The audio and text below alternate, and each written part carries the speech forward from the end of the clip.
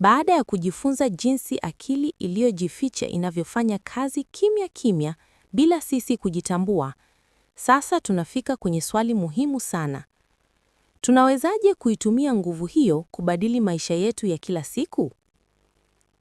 Watu wengi huishi maisha yao kama abiria. Maamuzi yanafanyika, hisia zinakuja na kuondoka, lakini mtu hajui kwa nini mambo fulani yanajirudia tena na tena. Ukweli ni huu: akili yako ya ndani ndiyo dereva wa maisha yako. Usipoijua, itakupeleka popote bila kukuuliza. Ili uwe bingwa wa maisha yako, hatua ya kwanza kabisa ni kujifahamu kwa kina.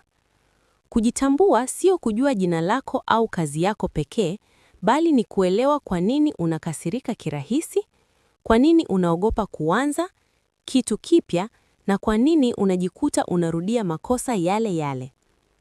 Wataalamu wa saikolojia wanasema, binadamu ana uwezo mkubwa sana wa kubadili maisha yake, lakini wachache sana hutumia uwezo huo.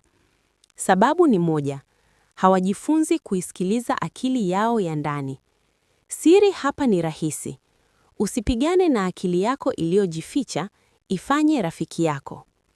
Hatua ya kwanza ya mabadiliko ni kubadili mazungumzo yako ya ndani.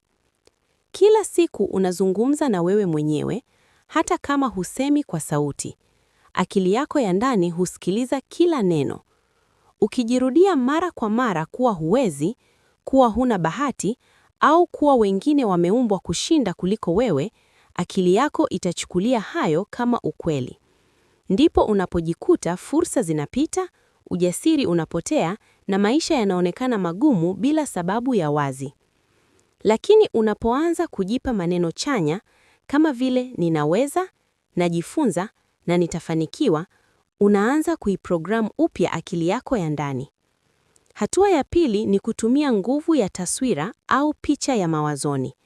Akili ya ndani haijui tofauti kati ya jambo halisi na jambo unalolifikiria kwa hisia kali. Ukijiona kichwani tayari umefanikiwa, ukiwa na maisha unayoyatamani, akili yako huanza kukuelekeza taratibu kufika huko. Ndiyo maana watu wenye maono makubwa huonekana kama wana bahati, wakati ukweli ni kwamba walishaanza safari kichwani kabla haijaonekana kwa macho. Hatua ya tatu ni utulivu wa hisia. Badala ya kurupuka unapokasirika au kuogopa, jifunze kusimama kidogo na kujiuliza, hisia hii inatoka wapi? Unapoitazama hisia yako bila kuikimbia, unaiondolea nguvu.